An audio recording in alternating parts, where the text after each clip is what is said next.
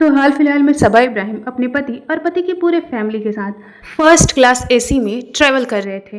ये लोग पूरे 6 लोग थे, लेकिन हद तो तब हो गई जब 6 लोग होने के बावजूद इनके पास टिकट 2 ही थी। और उससे भी ज़्यादा बुरी बात तब हो गई जब ये ऑन कैमरा ही ये डिस्कस कर रहे थे कि वो टीटी के साथ कैसे सेटलमेंट कर लेंगे। ना तो ये लोग गरीब हैं और ना ही ये लोग इतने लाचार कि ये 6 टिकट खरीद सके। इतना पैसा कमाते हैं यूट्यूब से और यूट्यूब पे पेड प्रमोशन करके, लेकिन इसके बावजूद इन्होंने इतनी छोटी हरकत कर दी।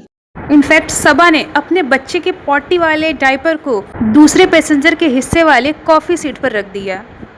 और जब उस औरत ने कहा कि ये डायपर यहाँ से हटा लो, तो सबा और सनी उन दोनों औरतों को ही शेम करने लगे। इनफैक्ट प्रॉब्लम इतनी ज़्यादा बढ़ गई कि उन दोनों औरतों ने खुद सोशल मीडिया पे आकर अपनी साइड रखी। अपनी साइड रखते हुए उन औरतों ने ये पोस्ट किया था।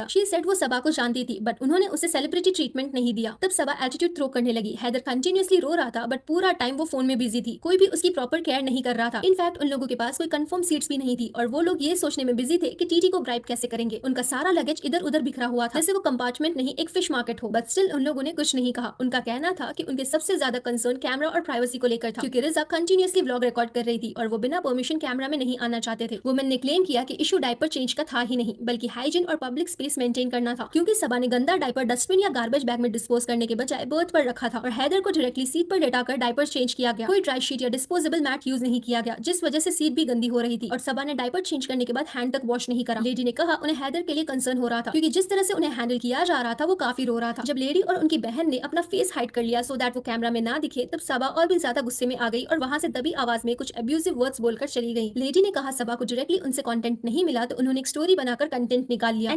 ये इब्राहिम फैमिली आए दिन ऐसी हरकतें करती है जिस वजह से इन्हें पब्लिक का क्रिटिसिज्म फेस करना पड़ता है।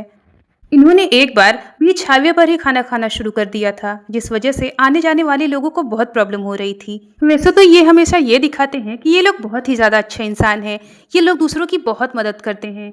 मैंने इनके व्लॉग में कई बार देखा है कि ये लोग हमेशा बोलते रहते हैं कि ये लोग अपनी कज़न ब्रदर सिस्टर के पढ़ाई का खर्चा उठा रहे हैं, लेकिन ये लोग ये कभी नहीं बोलते कि रिजा घर का कितना काम करती है। रिजा अक्सर से घर के काम में और यहाँ तक कि सबा के बच्चे को संभालती हुई नजर आती है, लेकिन ये लोग कभी भी रिजा की तारीफ नहीं करते।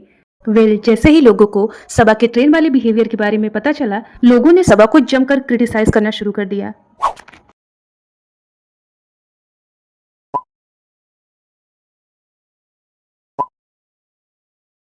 तो बस मैं इस टॉपिक को यहीं ख़त्म करती हूँ, लेकिन मैं आपसे कहना चाहूँगी कि आपको कैसा लगा ये जान के कि सबा ने ऐसी हरकत की है। हमें कमेंट में ज़रूर बताएं and don't forget like and subscribe.